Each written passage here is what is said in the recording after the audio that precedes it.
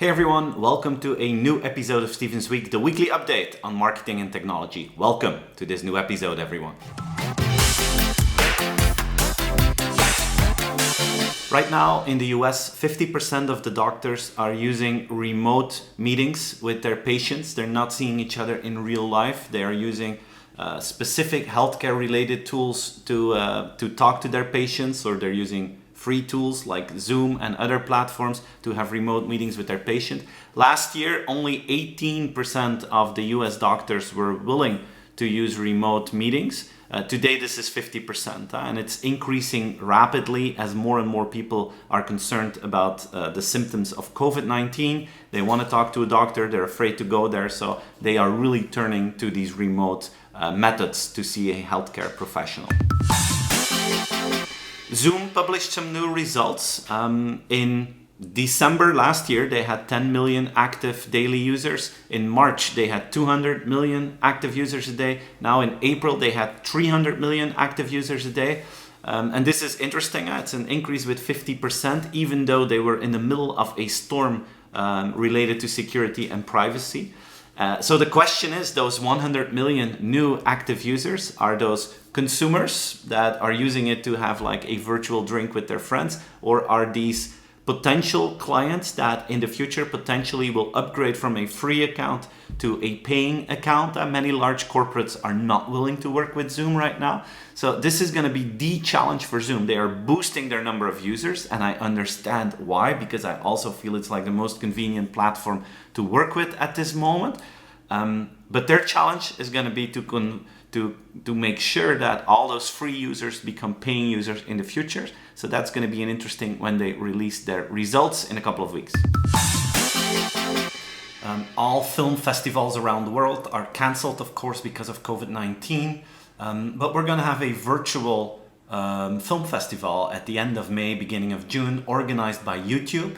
YouTube is going to call it We Are One, and it's a global film festival where all the local film festivals are now working together, and they're going to broadcast films. They're going to have documentaries about the films. They're going to have panel discussions.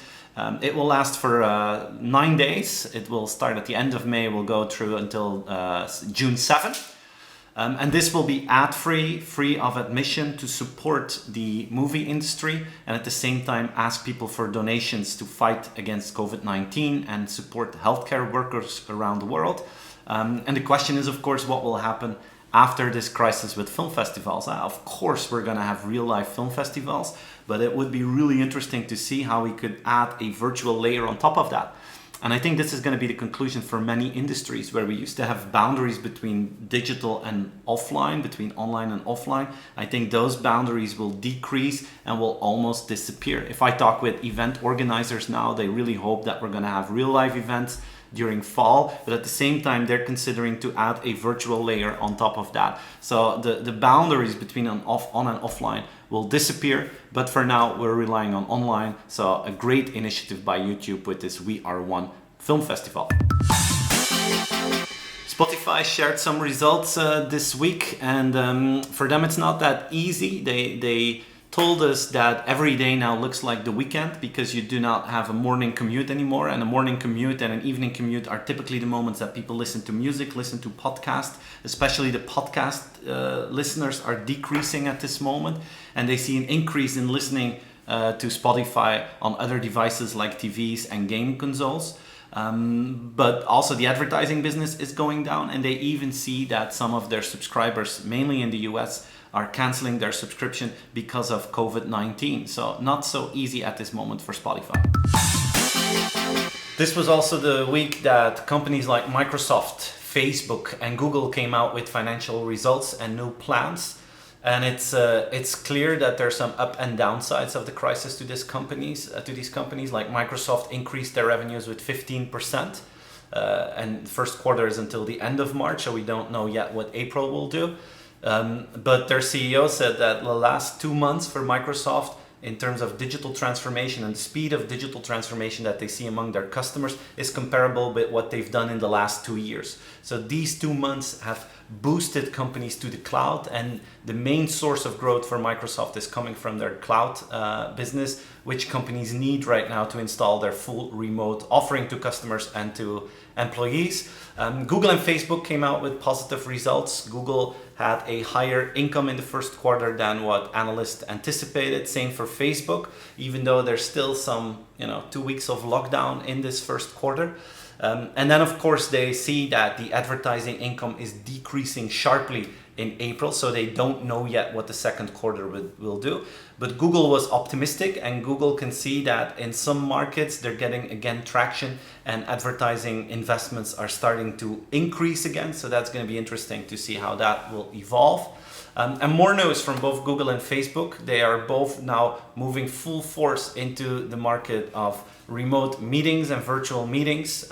We have Zoom there, we have Cisco with WebEx, we have Microsoft Teams. Of course, Google has Hangouts and other solutions as well. But now Google started with Google Meet, and they offer it completely for free for everyone until September, so that we can try it out and experiment with that. And Facebook started with Messenger Rooms, where you can have virtual meetings on the Facebook platform, also offering this for free at this moment to their customers and to the world. So you see how all these big technology companies are now moving fast forward to capture a part of that market and are facilitating their communities to interact in a more digital way. As for Facebook, they now have a community of more than 3 billion people in their entire group. So Facebook, Instagram, Messenger, WhatsApp, in total, more than 3 billion people around the world use their services. So you can imagine the enormous potential they have to leverage other services to that large community. But for now, big tech companies mainly came out with positive news this week, and it's going to be interesting what we're going to see next quarter. But for now, it was strong results for them.